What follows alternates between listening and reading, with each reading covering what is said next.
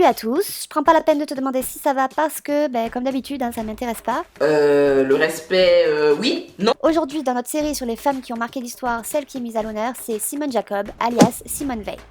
Simone est née le 13 juillet 1927 à Nice. Elle a 3 frères et sœurs, Madeleine, Denise et Jean. Malheureusement, son adolescence est marquée par les dérives de l'histoire. Ça commence mal. Pour rappel, après que la France ait déclaré la guerre à l'Allemagne nazie en 1939, l'armistice est signé en 1940 entre l'Allemagne et Philippe Pétain. La même année, l'Assemblée nationale réunie à Vichy vote à une écrasante majorité les pleins pouvoirs au maréchal Pétain.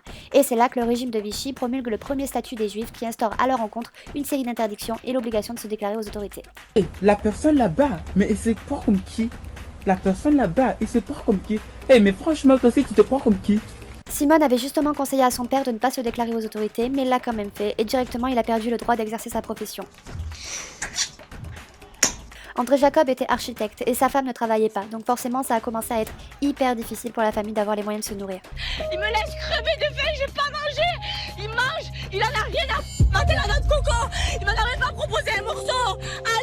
Allô, je lui ai jamais... Tout ce que j'ai mangé même avec vous, j'ai partagé avec lui. Et le pire reste à venir, puisqu'à partir de septembre 1943, l'occupant allemand prend le contrôle de la Côte d'Azur. À ce moment-là, Simone habite chez sa prof de lettres classiques, Madame de Villeroy, et en mars 1944, elle passe son baccalauréat. Elle a 16 ans. Pour fêter la fin du bac, elle rejoint avec un pote des filles de sa classe, alors que sa famille lui avait interdit de le faire, et pendant le trajet, elle est contrôlée et arrêtée dans la rue par 2 Allemands en civil. Franchement, on peut pas juste me laisser vivre ma vie. Simone et son pote sont tous les deux emmenés au quartier général allemand qui sert à cette époque de lieu de regroupement local des Juifs arrêtés avant leur déportation vers l'Allemagne. Et rapidement, les Allemands relâchent son pote, mais pas Simone. Nous reverrons un jour ou l'autre. Salut mon pote. Elle a quand même eu le temps de lui glisser un mot avec l'adresse de sa prof pour qu'il puisse la prévenir et tenter d'informer sa famille de son arrestation. Mais dans les heures qui suivent, le reste de la famille est aussi arrêté par la Gestapo. Et moi je vrille, je pète un plomb en fait. Le 13 avril 1944, Simone, sa mère et sa sœur Madeleine sont envoyées de Drancy, dans le convoi numéro 71, à destination d'Auschwitz-Birkenau, un des camps d'extermination nazis. Là-bas, un prisonnier lui a conseillé de dire qu'elle avait plus de 18 ans pour passer la sélection et éviter l'extermination. Il lui a clairement sauvé la vie. T'es bien renseigné toi. Elle reçoit alors le matricule 78 651 qui lui est tatoué sur le bras et elle est soumise au travail forcé. Une femme capot, en gros ce sont des personnes chargées d'encadrer les prisonniers, lui sauve carrément la vie en lui disant qu'elle était trop jolie pour mourir et la déplace alors dans une annexe d'Auschwitz. Elle accepte à condition que sa mère et sa sœur la suivent. Son père et son frère malheureusement sont déportés en Lituanie par le convoi numéro 73 et Simone ne les reverra jamais.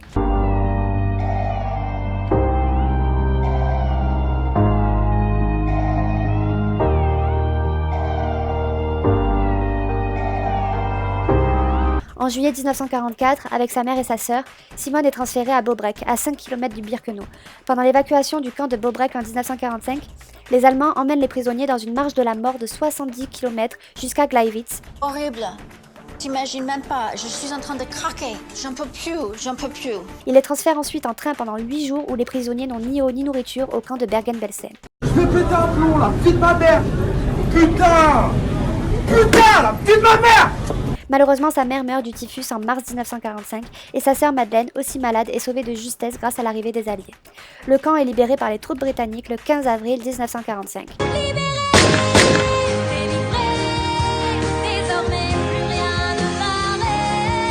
Lorsque Simone rentre en France le 23 mai 1945 à Paris, elle apprend qu'elle a été reçue au baccalauréat, du coup elle va commencer les études de droit. Vous voyez la femme que je suis aujourd'hui? Voilà, il regrette, hein? Là-bas, elle rencontre Antoine Veil, qui sera plus tard inspecteur des finances et chef d'entreprise, et accessoirement son mari, mort de rire. Ils se marient tous les deux le 26 octobre 1946 et auront 3 fils avec de merveilleux prénoms, Jean, Claude Nicolas et Pierre-François. Merci Simone.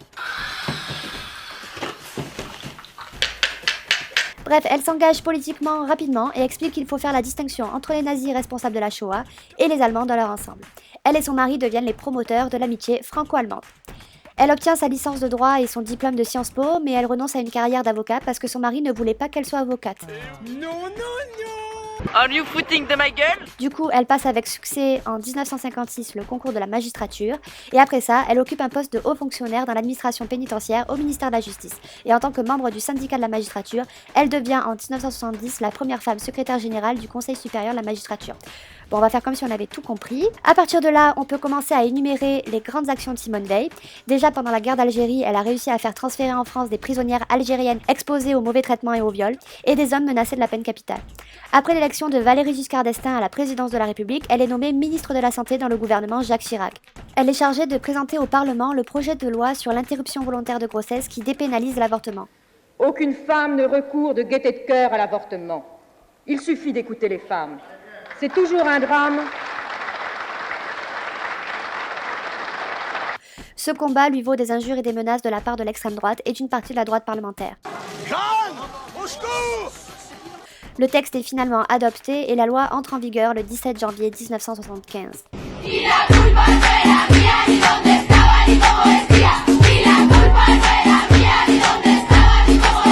Elle met en échec, avec d'autres membres du gouvernement, le projet de retour forcé de 100 000 Algériens par an prôné par Valéry Giscard d'Estaing, dont la politique d'aide financière au retour a échoué. Ensuite, en 1979, elle est élue présidente du Parlement européen, qui à l'époque n'avait que peu de pouvoir, mais elle a permis de lui donner plus de visibilité dans le domaine des droits de l'homme. Plus tard, en mars 1998, elle est nommée membre du Conseil constitutionnel et elle fait partie de la haute juridiction jusqu'en mars 2007. Mais Simone Veil a aussi fait l'objet de scandales. Par exemple, le 13 janvier 2013, une photo reliée par BFM TV montre Simone Veil à un rassemblement de la Manif pour tous contre le mariage homosexuel et l'homoparentalité. Pardon, est-ce une blague? C'est une farce? Forcément, cette photo a été instrumentalisée sur le compte Twitter de la Manif pour tous, mort de rire. Pourtant, si son entourage confirme qu'elle est descendue en compagnie de son mari saluer les manifestants, pour eux, ce geste ne vaut pas adhésion au slogan exprimé pendant la manifestation. Mais bon, il confirme quand même les réserves de Simone Veil sur l'ouverture du droit à l'adoption des couples homosexuels. À un moment donné, faut prendre ses responsabilités. De 2001 à 2007, elle préside la Fondation pour la mémoire de la Shoah, dont elle est par la suite présidente d'honneur.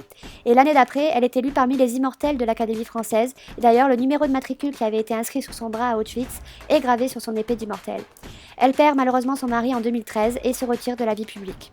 La vie incroyable de Simone Veil prend fin le 30 juin 2017, à quelques jours de son 90e anniversaire.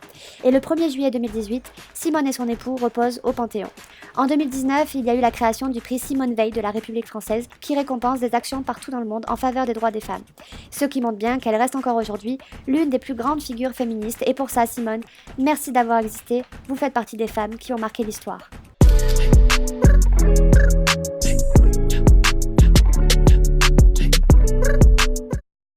Allez, salut et à jamais.